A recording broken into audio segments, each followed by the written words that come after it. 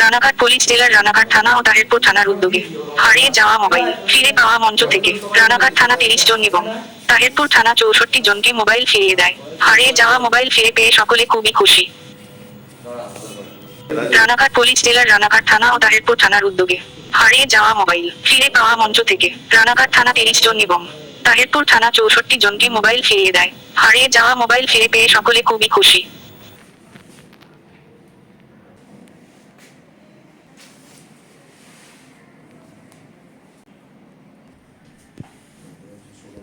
চলে গেছে। আচ্ছা হচ্ছে আপনার মোবাইল তো চুরি হয়ে গেছে, হাত থেকে পড়ে গেছিল তো আমি হাত দিয়ে বাড়ি বলো। হ্যাঁ, কি হয়েছিল?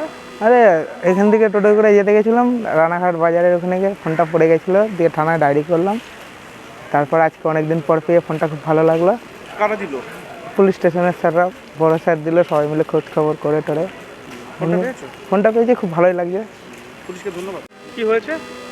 দশমীর দিন মেলা থেকে ফোন হারিয়ে গেছিলো, আমি ডায়েরি করেছিলাম, এতদিন পরে ফোনটা পেয়েছি। আমি পুলিশকে কি বলবে? থ্যাংক ইউ বলি। কাকে? কি হয়েছিল? আমার বাড়ি পায়ডাঙ্গা বেলগড়িয়ায় কৃষ্ণনগরে গেছিলাম, কৃষ্ণনগরে ফোনটা হারিয়ে গেছিলো। তারপরে রানার থানাতে এসে ডায়েরি করেছিলাম। তার করার পরে এসে রানার থানার পুলিশে আমার ফোনটা খুঁজে পেয়ে দিল। ফোনটা পেয়েছো? হ্যাঁ, ফোনটা আমি আজকে পেলাম হাতে। পুলিশকে কি বলবে? ধন্যবাদ। খুবই ধন্যবাদ বলবো। কি নাম?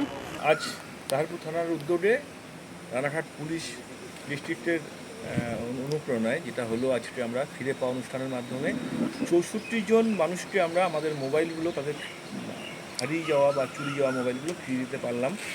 আর আজকের এই অনুষ্ঠানের সূচনা করলেন মাননীয় SDP Ranaghat sir IPS Shailaja madam. আমরা খুব খুশি, আর আমাদের প্রসেস চলছে। আগামী দিনে আমরা আরও কিছু মোবাইল ফেরত দিতে পারবো খুব অল্প সময়ের মধ্যে।